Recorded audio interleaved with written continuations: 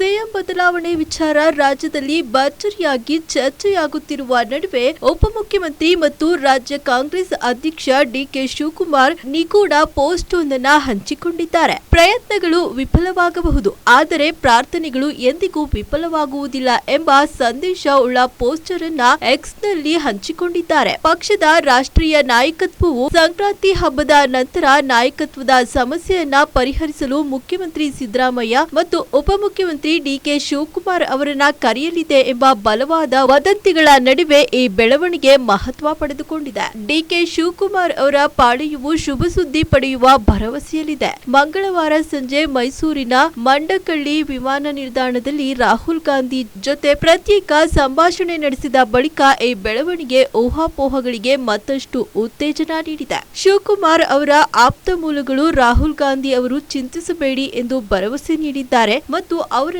ಶೀಘ್ರದಲ್ಲೇ ದೆಹಲಿಗೆ ಕರೆಯಲಾಗುವುದು ಎಂಬ ಭರವಸೆ ನೀಡಿದ್ದಾರೆ ಎಂದು ಹೇಳುತ್ತಿವೆ. ಈ ಭರವಸೆಯಿಂದ ಉತ್ತೇಜಿತರಾದ ಶಿವಕುಮಾರ್ ಪೋಸ್ಟ್ ಅನ್ನ ಹಂಚಿಕೊಂಡಿದ್ದಾರೆ ಎಂದು ಮೂಲಗಳು ತಿಳಿಸಿವೆ. ಈ ತಿಂಗಳ ಅಂತ್ಯದಲ್ಲಿ ನಿರ್ಣಾಯಕ ಸಭೆ ನಡೆಯುವ ಸಾಧ್ಯತೆ ಇದೆ ಎಂದು ಕಾಂಗ್ರೆಸ್ ಪಕ್ಷದ ಮೂಲಗಳಿಂದ ತಿಳಿದು ಬಂದಿದೆ.